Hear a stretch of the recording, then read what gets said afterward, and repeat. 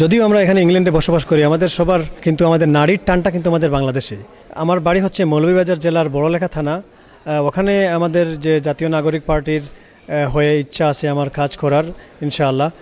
আর এই যে ইংল্যান্ডের যে আমাদের যে লাইফস্টাইল, যে আমাদের ইংল্যান্ডের যে আমাদের যে বসবাস, আমাদের এখানে যে কাজকর্ম, ব্যবসা বাণিজ্য, এই জীবন ছেড়ে আমি কেন এনসিপিতে যাচ্ছি আর ওখানে গিয়ে আমি কেন কাজ করব, সেটার পিছনেও একটা কারণ আছে। কারণটা হচ্ছে ভালোবাসা, কারণ হচ্ছে একটা দায়বদ্ধতা।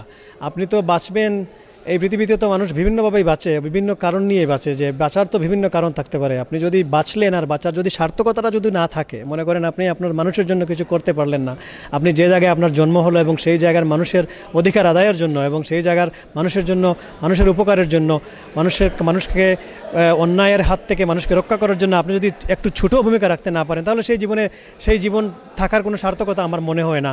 আর সেই দায়বদ্ধতা থেকেই আসলে আমার এই রাজনীতিতে অংশগ্রহণ এবং জাতীয় নাগরিক পার্টি এনসিপিতে আমার আমার আমার আমার আগমন। Running a restaurant? Your food deserves the spotlight. Currywalla Media. Let's make your food famous.